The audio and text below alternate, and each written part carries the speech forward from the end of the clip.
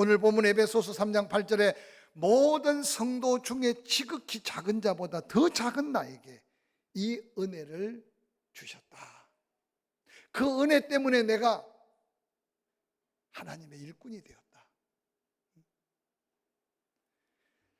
사도 바울이 성령의 감동을 통해 기록한 그의 서신 곳곳에 이 은혜라는 말이 빠짐없이 등장하고 있는 것을 볼 수 있습니다. 특별히 사도 바울이 고백하기를 청량할 수 없다는 이 단어적 의미는 인간의 지혜로 파악할 수 없고 인간의 생각으로 이해할 수 없고 인간의 경험으로 도저히 접근하거나 찾아낼 수 없는 하나님께로부터 하나님만으로 얻을 수 있는 은혜라고 소개합니다.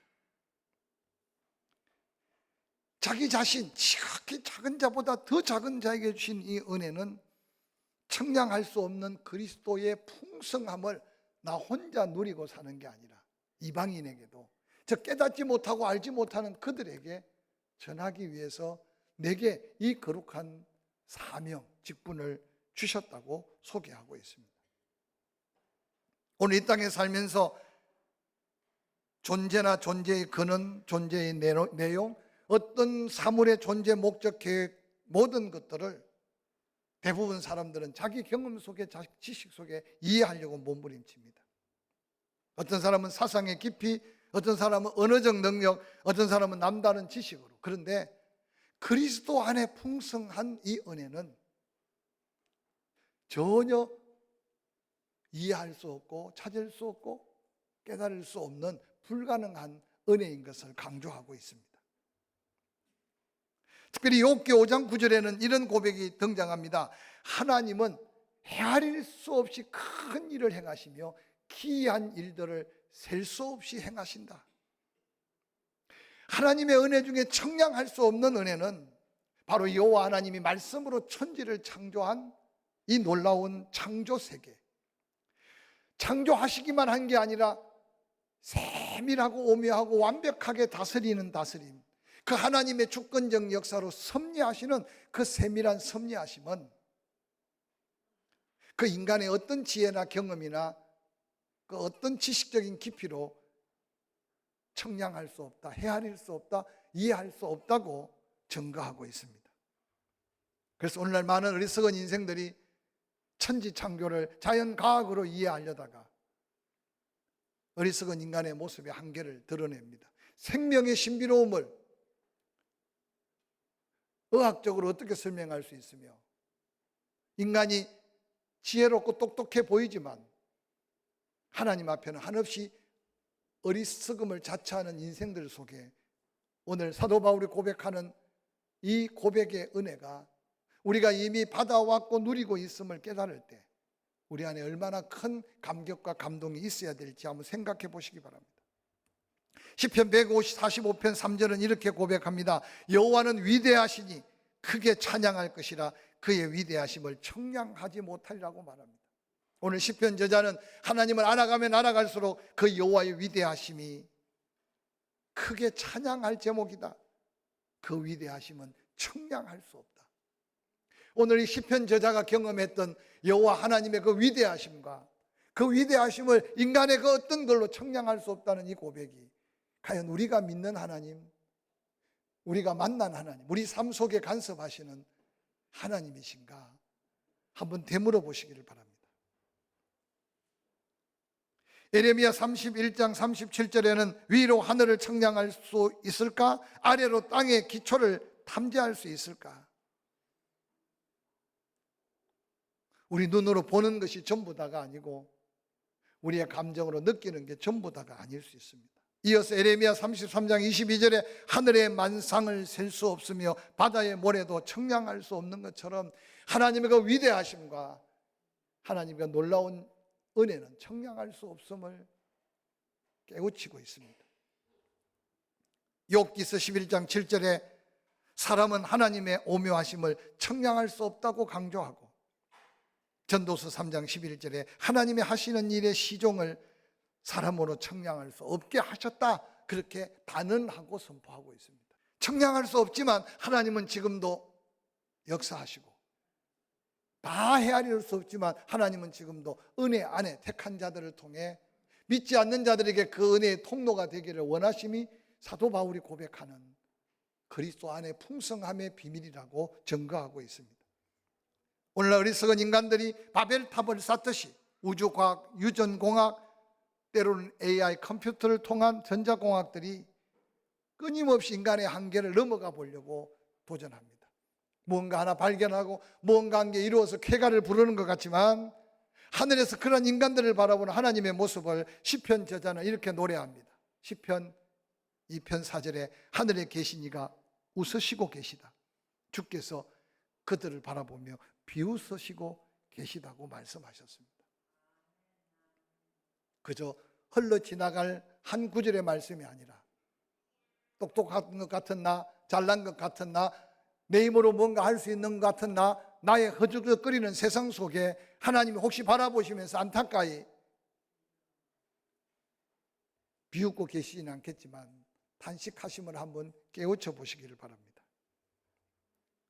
결코 전능하신 여호와 하나님의 창조 계획, 그 창조의 역사, 그 하나님의 주권적 섭리 속에 다스리심, 인간의 가진 지혜, 경험, 삶을 통해 다 헤아릴 수 없으니 어느 날 내가 깨닫지 못하고 헤아릴 수 없다고 해서 하나님의 그 위대하심과 그리스도 안에 그 풍성한 은혜, 가치를 우리는 관심조차 갖지 않고 세상 것에 땀 흘리고 거둘 수 없는 것에 돈을 달고 이룰 수 없는 것에 물질을 쓰며 우리의 젊음과 정력을 낭비하고 있지 않는가 생각해 보시기 바랍니다.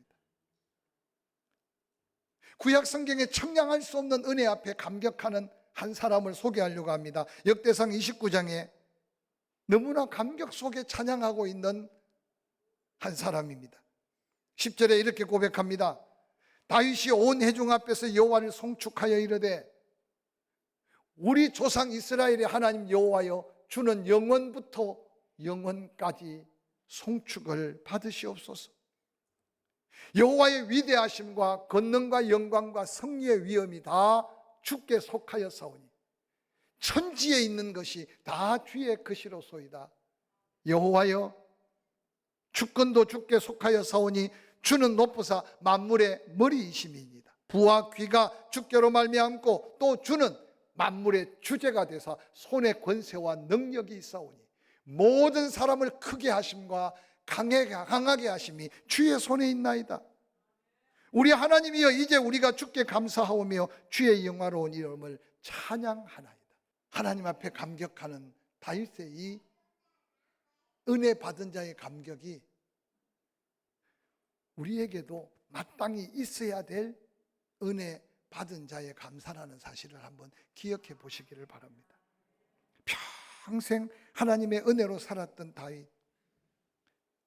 다윗이 고백한 시편 23편은 아마 예수를 믿고 구원받은 성도라면 아마 몇 손가락 안에 들어가는 중요한 은혜의 말씀일 겁니다. 그런데 오늘 하루 종일 한번 이 말씀을 또 묵상해 보시고 또 한번 다시 읽어 보시고 그리고 암송해 보시고 혹이라도 수많은 사람들이 감동해 지은 곡이 생각난다면 한번 시편 23편을 노래해 보시기 바랍니다.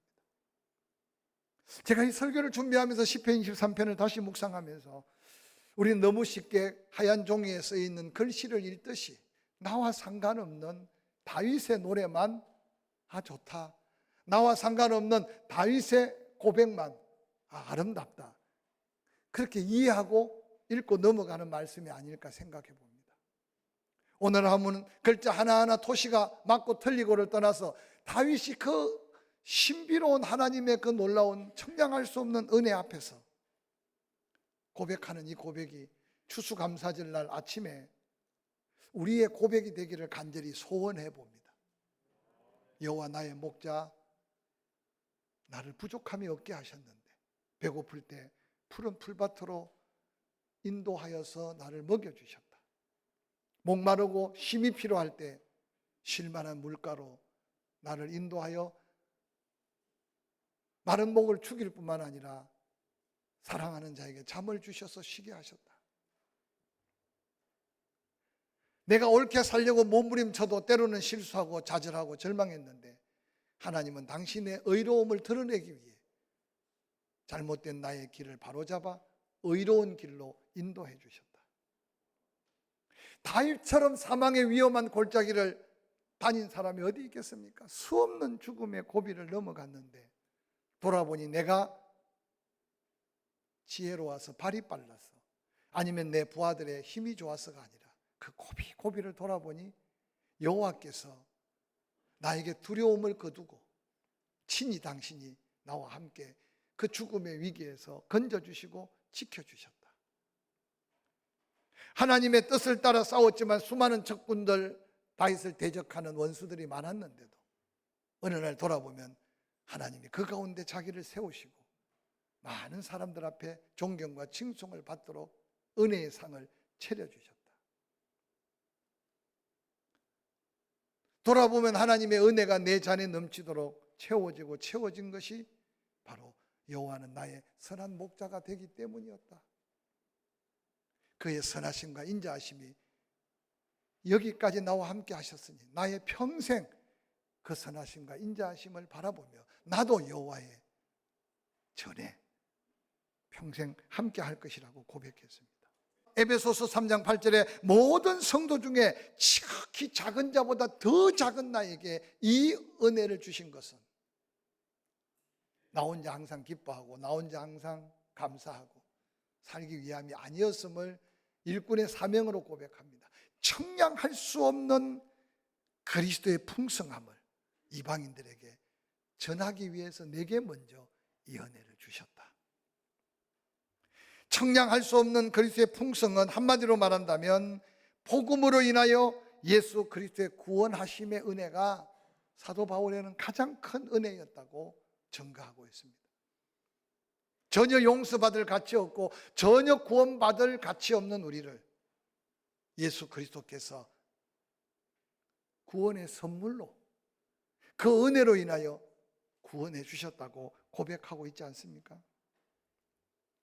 죄인된 인류를 구원하기 위해 베푸신 그 은혜는 청량할 수 없는 그리스도 안의 은혜라고 고백합니다. 고린도후서 9장 15절에는 말할 수 없는 은혜라고 고백합니다. 로마서 11장 34절에 깊고 부유한 하나님의 지혜와 지식, 청량 못할 하나님의 놀라운 은혜라고 고백합니다.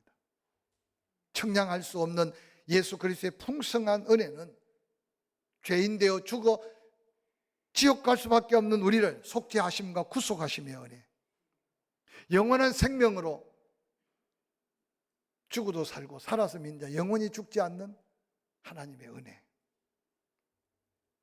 그런데 그 은혜가 그저 주어진 은혜가 아니라 바로 예수 그리스도의 피로, 히브리서 9장 22절에는 그렇게 고백합니다. 피 흘림이 없이는 정결하게 되지 못한다. 그래서 피로서 정결케 되나니 피 흘림이 없은즉 사함도 없다고 말합니다. 우리는 이 말씀을 들어도요 별로 감동이 없어요. 그러나 예수님 당시에 짐승의 피로 끊임없이 속죄제를 드리고 또 드렸던 그들, 다시는 짐승의 피가 아닌 온전한 하나님의 아들 예수 그리스도의 보배로운 피로 우리를 대속한 그 완전한 피 흘림은 이제는 다시 속죄가 필요 없는 죄에 대한 완전한 자유의 선포는 은혜 중에 은혜인 것을 사도 바울은 강조합니다. 그래서 성경에서 예수 그리스도와 관계될 피에 대한 말씀이 700번 이상 강조되고 있다는 사실은 바로 은혜 중에 은혜가, 그리스도 안에 풍성한 은혜가 바로 십자가의 대속의 피를 흘려주심으로 구원한 놀라운 은혜인 것을 기억하시기 바랍니다. 사도 베드로는 베드로전서 1장 18절 19절에 우리가 구속을 받은 것은 은이나 금같이 없어질 것이 아니다. 오직 흠없고 점없는 어린 양 같은 그리스도의 보배로운 피로 된 것이라고 선포하고 있습니다. 그 피는 죄와 사망에서 우리를 살리신, 우리를 자유케 하신 피입니다.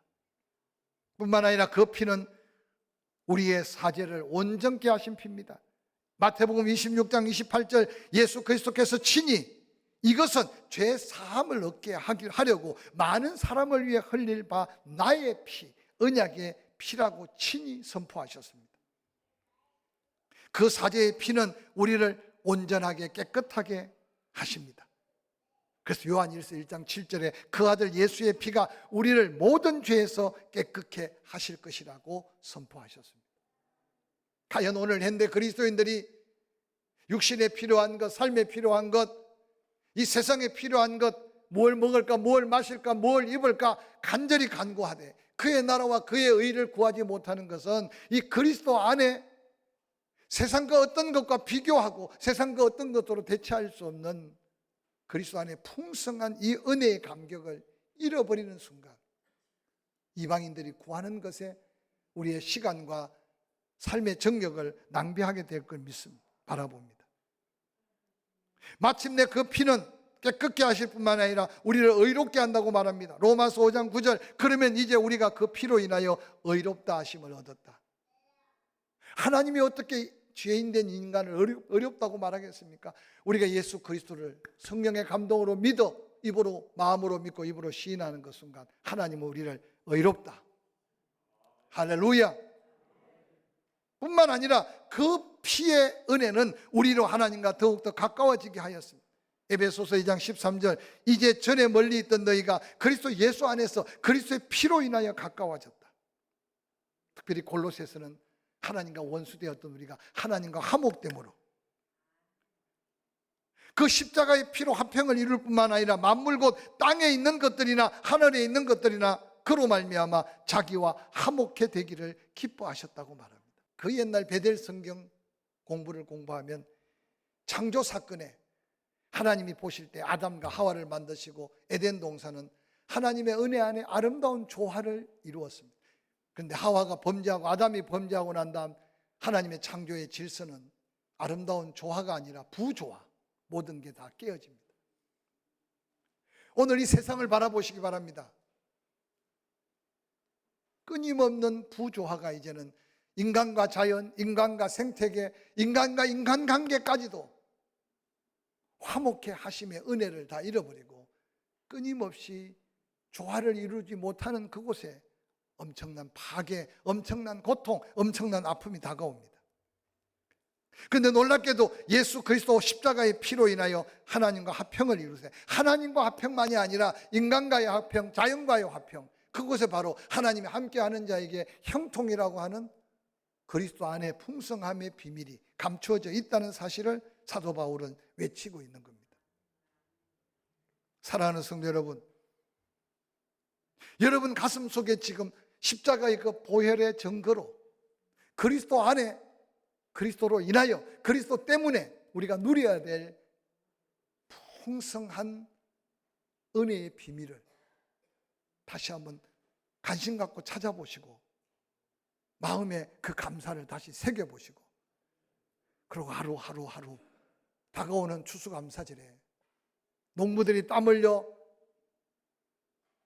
들에서 수고한 것을 가을에 거둘 때 그 이마에 맺힌 땀방울 보다 가슴 벅찬 감격으로 추수하듯이 하나님이 우리에게 은혜를 베풀고 우리가 은혜 받은 것에 감사의 예물로, 감사의 고백으로, 감사의 찬양으로, 감사의 마음으로 드려지는 예배를 통해 영광을 받으실 하나님 앞에 우리 삶의 또 다른 최고의 감사를 받은 은혜로 인한 은혜의 크기가 감사의 크기로 드려지는 아름다운 추수감사절이 될 수 있기를 주의 이름으로 간절히 축원합니다.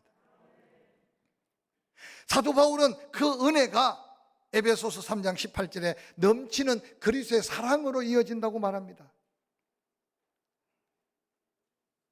그래서 에베소서 3장 19절에 그 사랑의 넓이, 그 사랑의 길이, 그 사랑의 높이, 그 사랑의 깊이가 어떠함을 깨달아 보라고 말합니다. 오늘 예배 중에 찬송을 불렀어요. 그 크신 하나님의 사랑, 말로 다 할 수 없다, 청량할 수 없는 하나님의 은혜를 경험한 자의 고백입니다. 지금 여러분이 하나님께 받은 은혜가 과연 저울에 달아서 달 수 없고 인간의 계산으로 계산할 수 없고 나의 어떤 사고적 생각으로 이해할 수 없는 크기의 은혜를 혹이라도 우리는 잊고 살지 않는지 한번 돌아보시길 바랍니다. 우리는 은혜 그러면 늘 세상적 가치관으로 물질과 부와 뭔가 건강과 세상의 영화만을 생각하니까 끊임없이 잘못된 관계로 비교해서 은혜를 받아도 비참하고 은혜를 받아도 감사가 없고 은혜를 받았음에도 그 은혜 안에 더한 은혜를 잃어버리고 사는 경우가 얼마나 많은지 모릅니다. 사도 바울이 감동 속에 그 은혜 받은 감격 속에 그리스도의 사랑의 넓이를 좀 알아봐라. 예수 그리스도의 속죄하심의 사랑, 모든 민족을 총망라해서 전 세계 아브라함의 자손된 모든 자에게 미치는 하나님의 사랑의 영향력, 특별히 이 민족이 하나님의 은혜 입은 사랑받는 민족인 것을 여러분은 얼마나 피부로 느끼고 있는지 한번 돌아보시길 바랍니다.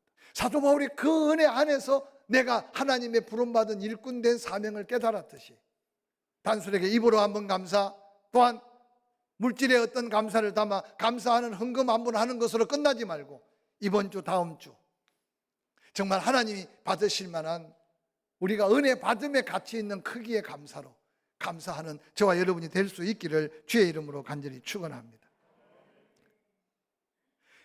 그 크고 비밀된 그리스도의 풍성함 안에 그 사랑의 길이를 알아보라고 말합니다. 사도 바울이 그 은혜를 깨닫고 나니까 다메섹 도상에서 만난 예수가 처음이요 끝이 아니라 이미 창세전에 하나님이 계획하셨고 구별하여 부르셨고 그때 택하셨고 앞으로 영원한 세월 동안 영생을 주셔서 역사하실 하나님의 사랑의 길이는 인간의 생각으로 다 이해할 수 없는 것을 깨닫게 되었다고 고백합니다. 세월을 초월하고 시간을 초월하고 나의 인생 전부를 초월하는 하나님의 놀라운 사랑의 길이, 그 사랑이 우리 안에 더한 은혜로 충만할 수 있기를 주의 이름으로 간절히 축원합니다.